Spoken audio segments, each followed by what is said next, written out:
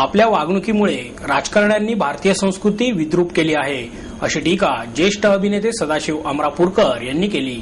चित्रपट क्षेत्रातील योगदानाबद्दल वरदलक्ष्मी चित्रच्या वतीने सदाशिव अमरापूरकर, ज्येष्ठ गायिका आशा भोसले यांना राज्याचे जलसंपदा मंत्री सुनील तटकरे यांच्या हस्ते उमेद पुरस्कार प्रदान करण्यात आला.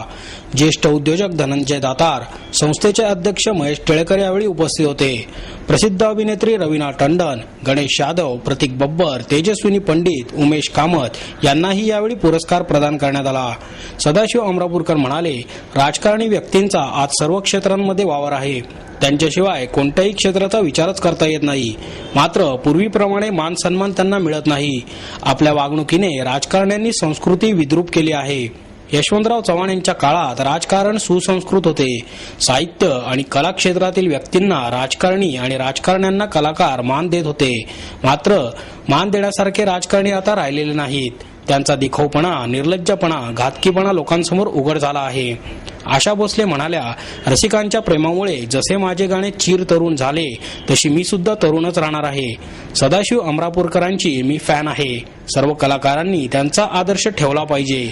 मराठी कलाकार हिंदी चित्रपटसृष्टी काबीज करतो तेव्हा अभिमान वाटतो, असेही त्या म्हणाल्या. तत्पूर्वी रसिकांच्या आग्रहानंतर गान सम्राज्ञी आशा भोसले यांनी प्यार करने वाले प्यार करते हैं शान से, आओ ना गले लगाओ ना अशा गाण्यांनी रसिकांना जिंकले. या गाण्यांवर ठेका धरण्याचा मोह रवीना टंडनलाही आवरला नाही. दोन कलाकारांच्या अप्रतिम सादरीकरणामुळे रसिकांना सूर आणि नृत्याची मैफल प्रत्यक्ष अनुभवता आली.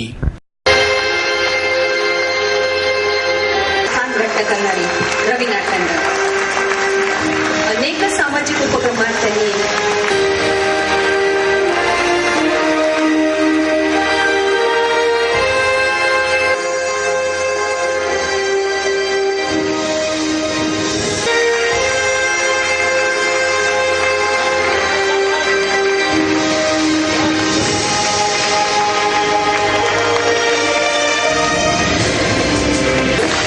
त्याला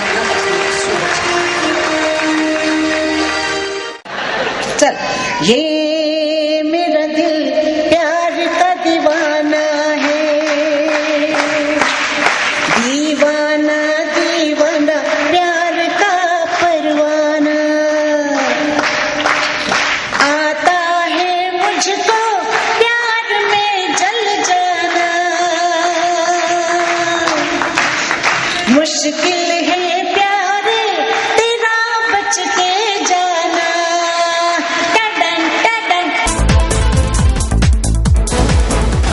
प्रचिती सुरू यांच्या मुक्ताईचा 200वा प्रयोग पाहण्यासाठी प्रेक्षकांनी तुडुंब गर्दी केली.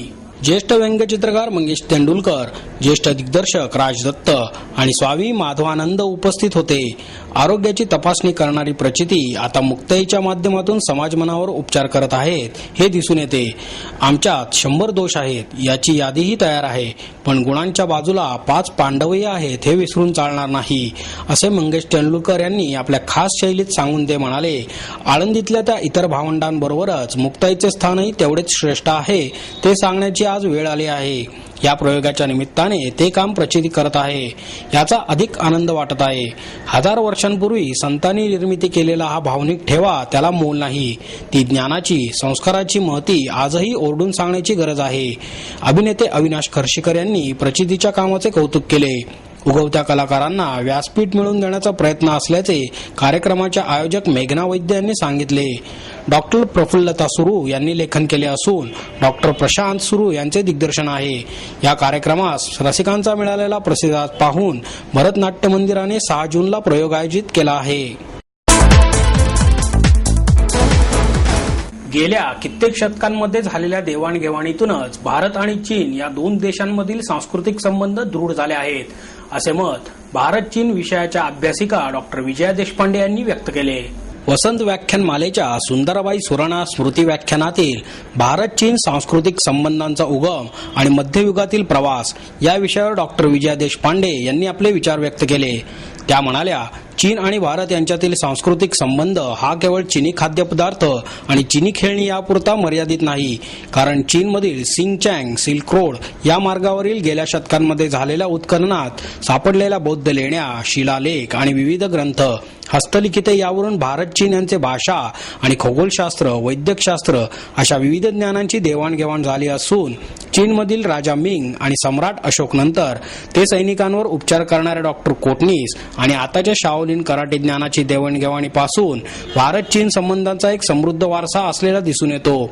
बौद्ध धर्मातील तत्वज्ञान भारतीय भाषांमधून भारतात यावे यासाठी गौतम सिद्धांत, कुमार कश्यप, बोधिधर्म आदी अनेक भारतीय भिक्खू चीनमध्ये गेले.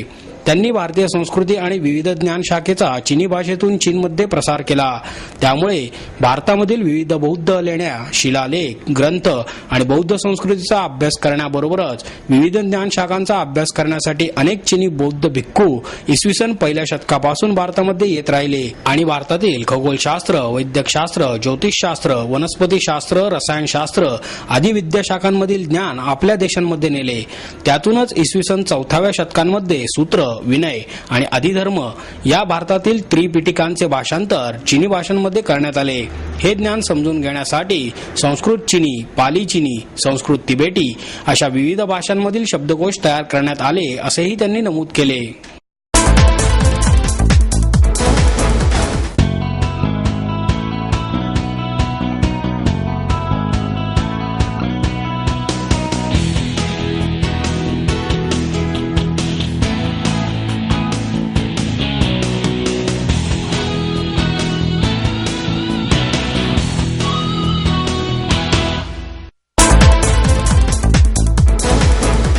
आम्हीही समाजाचेच घटक आहोत, परंतु आमचे अस्तित्वच नाकारले जाते याचे फार वाईट वाटते, अशी खंत लक्ष्मीनारायण त्रिपाठी यांनी व्यक्त केली. पारू मदन नाईक यांच्या मी का नाही या पुस्तकावर आम्ही का तिसरे हा चित्रपट बनवला गेला आहे. या चित्रपटाची संकल्पना त्यांचीच आहे. त्या म्हणाल्या, लोकांच्या दुर्लक्षामुळे आमचे आयुष्य घुसमटल्यासारखे झाले आहे. आम्हीही माणसे आहोत, पण इतरांना असतात तसे प्राथमिक मानवी हक्कही आम्हाला नाहीत. खरे तर तृतीयपंथी समाजात पूर्वीपासूनच आहेत. माध्यमांची शक्ती मोठी असते, त्यामुळे या विषयावरच्या चित्रपटाने आमचे प्रश्न सोडवायला मदत झाली नाही तरी निदान समजायला तरी मदत होईल अशी आशाही आहे. आमच्या समाजात आम्ही जात धर्म पाळत नाही, सगळ्यांना सारखे मानतो. जे आम्हाला प्रेम देतात त्यांना आम्ही त्यांच्या दसपट प्रेम देतो, तरीही हा समाज आम्हाला आपले मानत नाही. हा दृष्टिकोन बदलायचा तर कायदेही बदलायला हवेत. आम्हाला शिक्षणाच्या, नोकरीच्या संधी मिळायला हव्यात, तरच आमचे आयुष्य सावरले जाईल असेही त्यांनी सांगितले. मला असं वाटतं की विचार करण्याची प्रोसेस तरी सुरुवात होईल समाजामध्ये आणि सर्वात मोठी गोष्ट आहे की विचारधारा बदलायचं जे सुरुवात होते अशी चित्रपट किंवा TV मीडिया बरोबरच सुरुवात होते समाज बदलण्याची. आणि मला वाटतं आम्ही का तिसरे हे प्रश्न सर्वात मोठा आहे की आम्ही खरंच का तिसरे, कारण की समाजाने आम्हाला प्रेम किंवा लाड दिलं तर आम्ही ते समाजामध्ये भरपूर काय देऊन जाऊ शकतो. आणि अलकाताई आणि जे हे फिल्ममध्ये कलाकार आहेत हेच मांडायचा प्रयत्न केला आहे की आम्ही का तिसरे. या चित्रपटात काम करणारे 90% तृतीयपंथीच आहेत. त्यांच्या वेदना, त्यांचे प्रश्न मांडण्याचा प्रयत्न या चित्रपटात केल्याचे दिग्दर्शक रमेश मोरे यांनी सांगितले. ते म्हणाले, या समाजाच्या चालीरीती खूप वेगळ्या असतात, त्याही दाखवणे आम्हाला गरजेचे वाटले. सर्वसाधारण माणसाला तृतीयपंथीबद्दल जशी काहीशी भीती वाटते तशीच माझीही होती. त्यामुळे सुरुवातीला या चित्रपटात काम करताना मला जड जात होते असे सांगून चित्रपटातील प्रमुख कलाकार मिलिंद गवळी म्हणाले, प्रत्यक्षात हे सगळे अतिशय प्रेमळ आणि माणूस असल्याचे मला हळूहळू जाणवत गेले. त्यामुळे चित्रपट संपताना माझे मत पूर्णपणे बदलले. हा चित्रपट करताना नफ्या तोट्याचा विचार कधीच केला नाही असे निर्मात्या अलका कुबल यांनी सांगितले. त्या म्हणाल्या, माणुसकीच्या नात्यातून आम्ही हा चित्रपट केला. तो पाहून काही लोकांचे मत जरी बदलले तरी तो केल्याचे सार्थक होईल.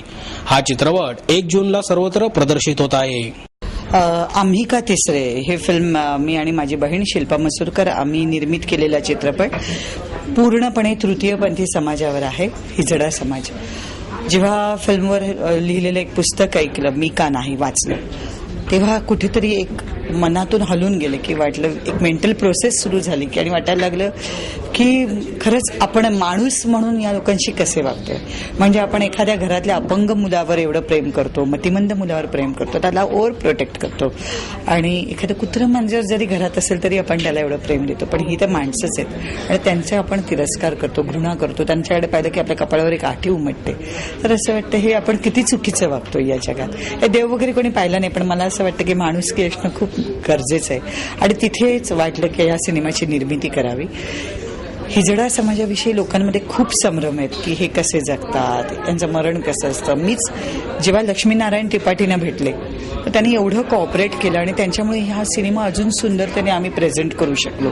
कारण आमच्या मनातही ते संभ्रम होते. आम्ही विचारलं, मी तिला खरंच विचारलं की मेल्यानंतर तुमच्यात ह्या पद्धती आम्ही ऐकल्यात खऱ्या आहेत का. ते म्हणाले हे सगळे अंधश्रद्धा आहेत. तर हिजडा म्हणजे नक्की काय, तो जन्मतः असतो का तो नंतर होतो, की कशा पद्धतीने त्यांचं आयुष्य असतं, त्यांना कुठले अधिकार मिळायला हवेत, ॲज अ ह्युमन बिंग म्हणून त्यांना आपण कसं ट्रीट करायला हवं आणि शासनाने त्यांच्यासाठी काय करायला हवं, हे सर्व आम्ही या चित्रपटात दाखवलंय. मला असं वाटतं प्रेक्षकांना निश्चितच विचार तरी करायला लावेल हा चित्रपट, एवढंच मला समाधान आहे. आणि 500 लोकांपैकी समजा 500 ऑडियन्स आपण धरला तर त्यातल्या 50 जणांची जरी मेंटॅलिटी बदलली तरी या सिनेमात आम्ही अचीव्ह केल्यासारखं मला वाटतं. दिनांक 7 ते 11 मे या दरम्यान दिल्ली येथे झालेल्या पेन्शन परिषदेच्या शिष्टमंडळाची पत्रकार परिषद दिनांक 17 मे रोजी SM जोशी सभागृहात पार पडली. जवळपास 3000 अनौपचारिक क्षेत्रातील कामगार, त्यामध्ये जास्तीत जास्त वयस्कर कामगार आणि भारताच्या वेगवेगळ्या 22 राज्यातील कामगार दिल्ली येथील जंतर मंतर या ठिकाणी सर्वांना पेन्शन मिळावी यासाठी धरणे आंदोलन धरले होते. या ठिकाणी आलेले सर्वात जास्त 688 कामगार हे महाराष्ट्रातील होते. यामध्ये पुण्यामधील 300 कामगार गेलेले होते.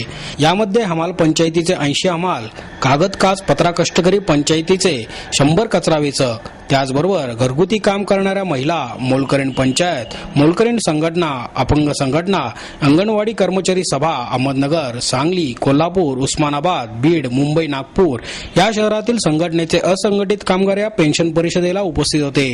अनौपचारिक क्षेत्रांमध्ये काम करणाऱ्या कामगारांची सामाजिक आर्थिक परिस्थिती फारच हलाखीची असते. नियमित काम नसते, त्यामुळे मुलांची काळजी ते घेऊ शकत नाहीत. आरोग्याचे प्रश्न आ वासून त्यांच्यासमोर उभे असतात. भारत सरकारच्या अनेक योजना त्यांच्यापर्यंत पोहोचत नाहीत. त्यामुळे या क्षेत्रातील कामगार जास्तीत जास्त असुरक्षित, उपेक्षित असतात. त्यामुळे 1400 किलोमीटरचा प्रवास करून दिल्लीच्या कडक, त्रासदायक आणि सवय नसलेल्या उन्हाचा त्रास सहन करून सरकारचे लक्ष वेधण्यासाठी सर्व कामगारांनी दिल्ली येथे 8 दिवस धरणे आंदोलन केले. पेन्शन परिषदेसाठी प्रमुख नेतृत्व केलेले कार्यकर्ते डॉक्टर बाबा आढाव, अरुणा रॉय यांची दखल राष्ट्रीय प्रसार माध्यमांनी तर घेतलीच, त्याचबरोबर संसद, अनेक संघटना, अभ्यासक, ज्येष्ठ नागरिक संघटना आणि नागरी समाजातील संस्था यांनी घेतली. जवळपास 27 संसद सभासद, 12 राजकीय पक्षाचे प्रतिनिधी या ठिकाणी येऊन धरणे आंदोलनाला पाठिंबा दर्शवला, असेही यावेळी सांगण्यात आले.